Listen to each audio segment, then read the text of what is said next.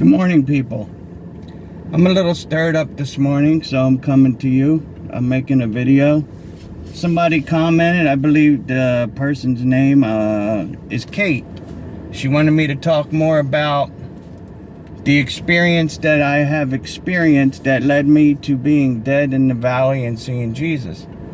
Well, as I went to church this morning, it seems that I have to share even more, because I think people are ignorant to the fact that they don't believe that the devil and his demonic army is the one going around causing diseases, going around when you're going out for a walk with your wife or just going out somewhere, you get that pain in your knee, you go to flick the channels of your TV and your TV ain't working right, and you know you just put new batteries in it, or the boards keep creaking upstairs. Oh, the house is settling. Let me tell you something. The priest this morning said that he had a bunch of people come into his office, and they keep saying that at night they can feel something in their room, and it's terrifying, and it feels like it wants to touch them and do things to them. And basically he said, and I quote, he said, "What kind of medicines are you on? What are you taking? What shows are you watching? Are you crazy?" That is the problem with the people preaching the word of God today, because they have not experienced it. I have experienced it firsthand, that the devil and his demonic army are trying to rip through God's children and tear them to pieces, because they are naive to the fact that everywhere that you can't see, everywhere, there's devils everywhere. At the mall, at the store, at church, at the local gym, driving around at the local coffee shop. They are everywhere. And I don't mean the people that you see. I'm talking about the things you cannot see. The spiritual world is very real. How it started for me was the same way. Very uncomfortable. I started reading the Bible. Voices were coming out of the closet, spitting on me, cursing me. And then as I would get a shower, I have a big chrome mowing thing that I would take a shower, and I have a little window in my shower, so I would always keep it cracked so nothing would steam up. In the big round handle of the chrome handle that was like a mirror, I would always see a naked demon woman standing behind me, and when I would lather up, you could feel her hands all over my body in places they shouldn't be. When I came out of the shower, I would go into my room, and they would manifest into women and all that stuff in very promiscuous positions with no clothes on. And then it got worse. I seen them for what they were. They looked like Dracula. They looked like they were deformed. They were very pale. They were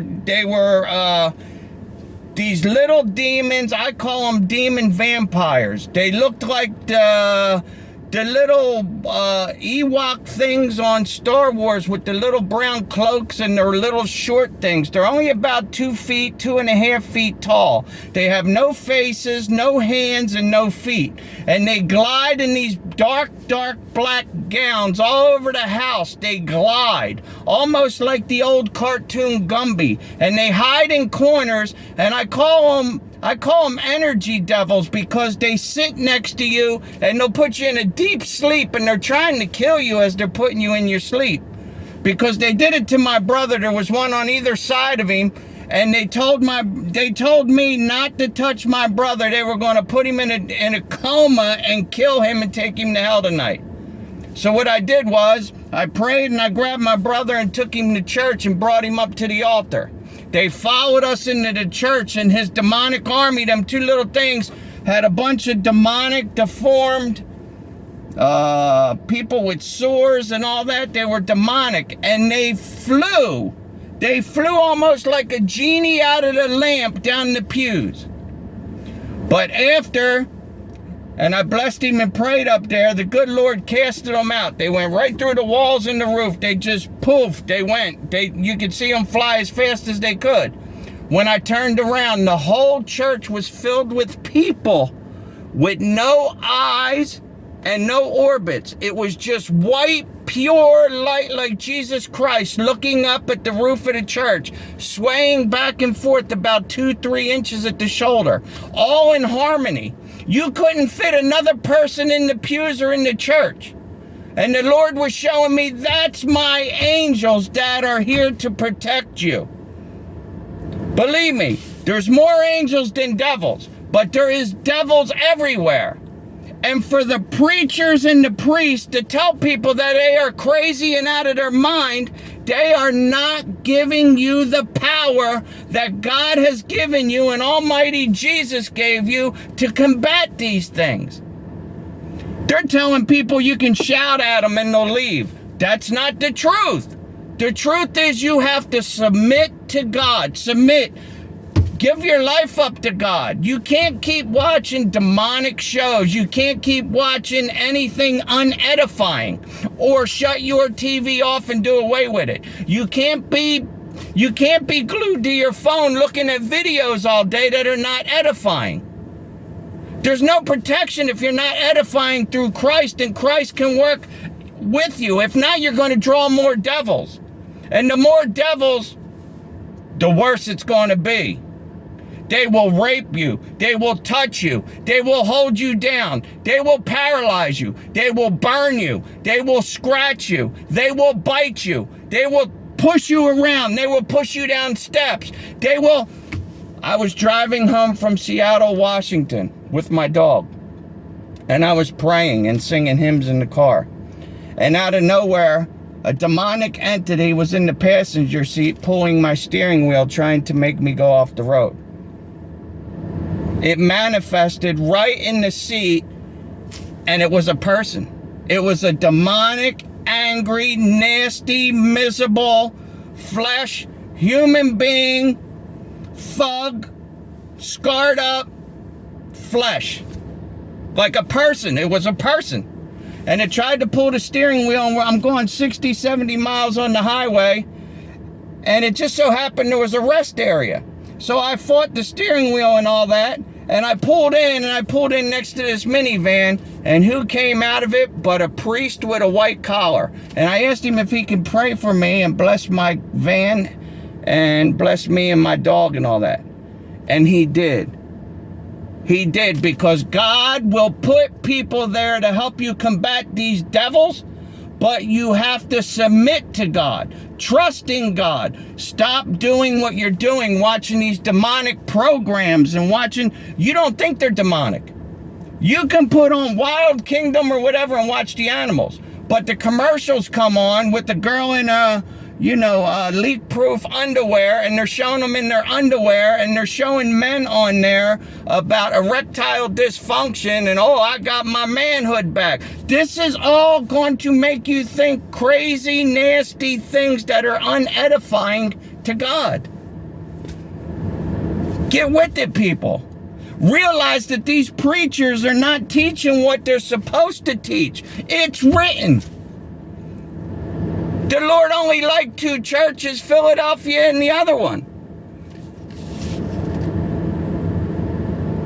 That means there was a few, 3 or 4 other ones that were not preaching what they were supposed to, or more.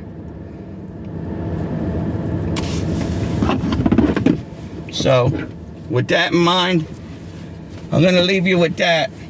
I'll get into more things that happened to me. Being paralyzed, held down. All I could do was blink and breathe.